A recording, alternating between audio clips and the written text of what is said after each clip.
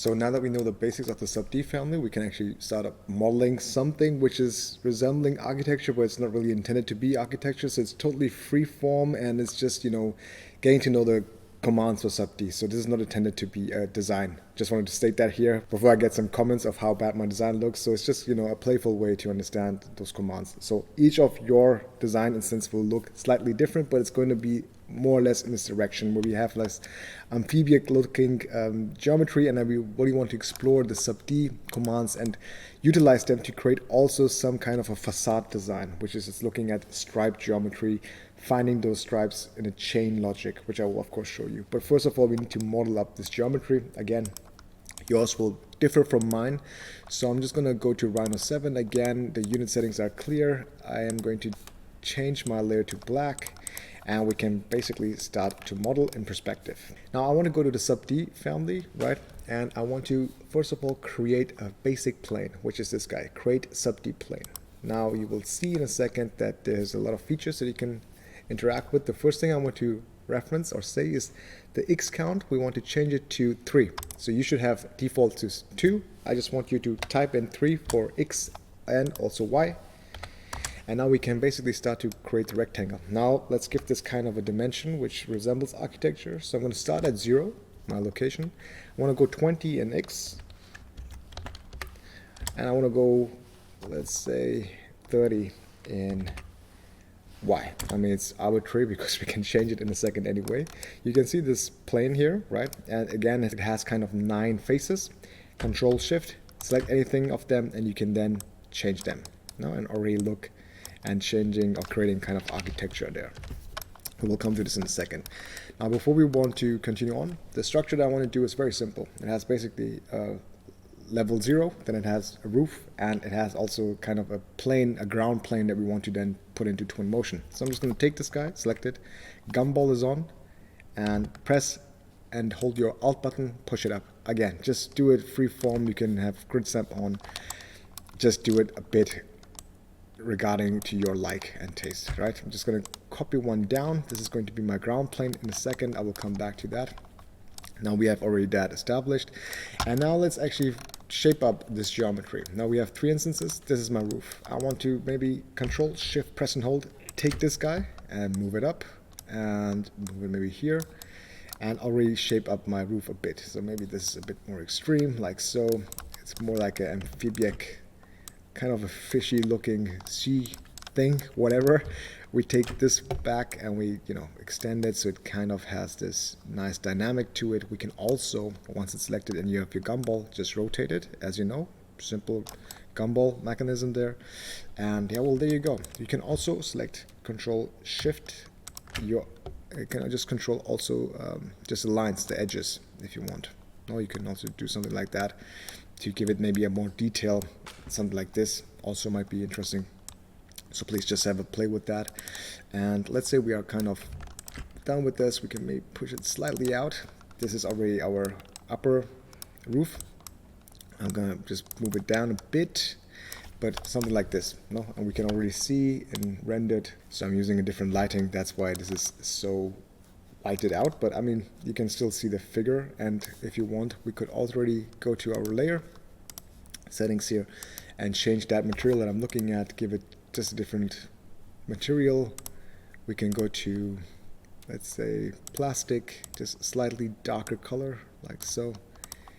All right, now we can see it much more clearly.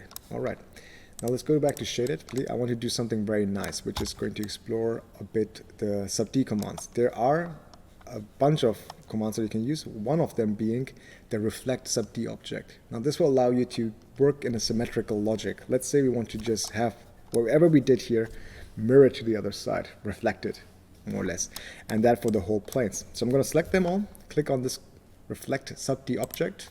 You can just type in reflect. Now we want to define the reflection line. So where's basically the mirror, right? And so I just select the mid. I lock my direction with pressing Shift, Enter. Now I need to select the side which I want to reflect. I want to keep this side. So click on that once and then I say Enter. Now you can see in dark gray what will happen is everything that you do on the other side will be reflected to this side here. So if I, for instance, just move this guy a bit down, let's do it a bit more extreme. I just select this guy, for instance, and I move it. This will now propagate to the other side. And now you can custom design that. So you can see it's a very nice feature, which we want to now explore in this guy here. So I'm going to basically already shape up my ground plane a bit. I'm going to take these two guys and move them up. So it has a bit of a nicer geometry. Maybe move it more to the front so it has a, you know, not that symmetric appeal. Kind of liking it.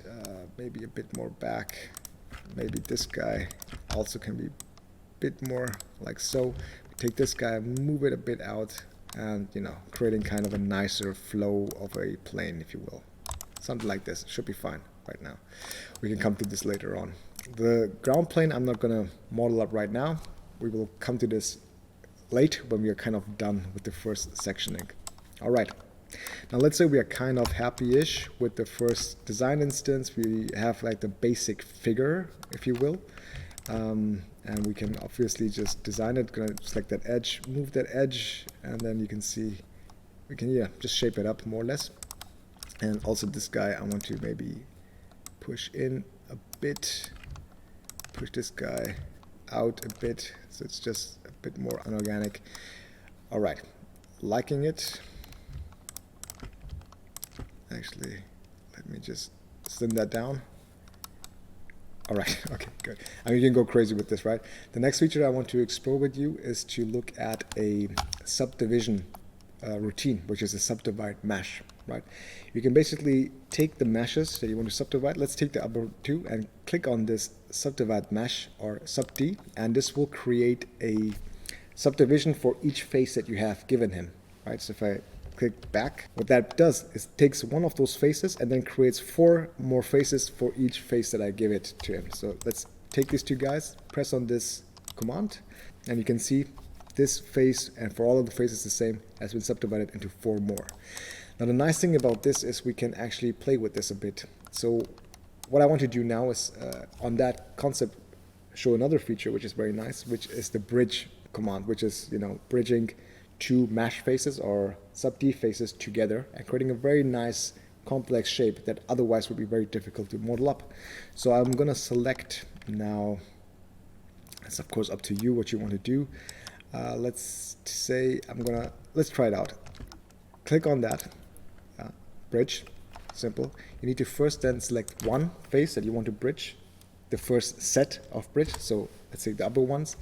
Then you go to the next one, which is on the lower end here maybe, and say enter, and you can see straight away it creates this very interesting kind of shape, which is basically bridging those faces, deleting them actually, and joining all of the edges that remain together, blending them. And there are a lot of like commands and functions that you can change. Right now the straightness should not be changeable, I guess. Yeah, it's pretty much the same, but if you look at the crease, you can see what happens. It creates a very nice crease. In our case, I don't really want that. I want it to be flowy, so I'm just going to say crease no, say OK, and you can see it also propagates to the other side. Now, it's a very fast way to actually change it.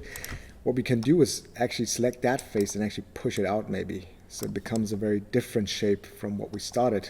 And maybe it's very fat right now. We can push it in, but you get the idea. You can also take the inner side and push it inside if you would want to slim that out more or less. So something like this looks already nice, I would say. All right, so now we can still shape everything up, make it a bit more architectural like so, maybe extend that a bit because this just looks a bit nicer now. Now we want to subdivide it actually again. So now we have one level subdivided. Let's do it another time. Now, if I select this, this is going to be joined because it has taken the upper 2 surfaces, and through this bridge, I've created one continuous geometry, which is a very nice concept. Now let's subdivide it again here, and now we can actually do another kind of bridging. Let's say to create maybe, let's say if this is the entrance or the back, we want to create kind of a nice column that supports that structure up here, right? So we can just do another bridge for that. And this time we want to create a set of faces that we bridge together. So I'm going to take these guys here. Let's try that 4 of them. I do not want that, so I deselect that. Control and Shift press and hold. That's how you can select many at the same time. Then I want to maybe bridge them, say enter, and then I want to bridge them with these guys. And let's see how that looks. Yeah, it's a bit extreme, but I think we can live with that. Or actually, let me just do it with these guys. So bridge again. Gonna take these ones and then bridge it with these guys. Oh, sorry, the first sequence, so I need to press enter. Then I need to select the second sequence, this guy. All right, does that look a bit better? It's still very fat, but we can come back to this in a second. But you know, we can already see this is looking much more complex than if we could do it any other way. So again, this is not to be intended as a design, so please do not be too critical about the design. It's just a bit playful and showing you what we can do with this. So what I'm going to do, just for fun, just going to add one more bridge here. This guy, enter. This guy, enter. Now you can see it kind of did it, and I'm pretty happy with that. All right. Now the one thing that I want to show to you is you can delete also this SUBD faces. So I'm going to take this guy and this guy, delete it, and you can see what happened is actually quite beautiful. It took away those SUBD faces and it blended it in a very complex way with the other surface. So now we have something very amphibic looking, and let's look at some other nuances that we could give it kind of a, and then look at the striping method and then take it over to Twinmotion. But cool, hopefully you have something that looks a bit better.